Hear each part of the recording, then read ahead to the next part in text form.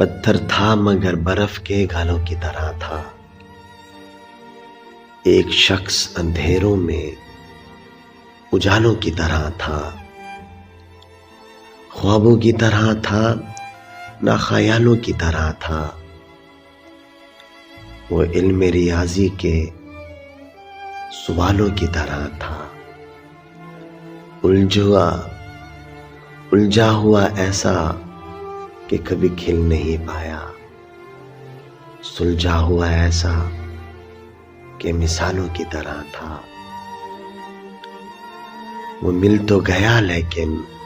اپنا بھی مقدر، شطرنج کی الجھی ہوئی چالوں کی طرح تھا، وہ روح میں خوشبو کی طرح، وہ روح میں خوشبو کی طرح ہو گیا تحلیل، جو دور بہت چاند کے حالوں کی طرح تھا، جو دور بہت چاند کے حالوں کی طرح تھا، حالوں کی طرح تھا۔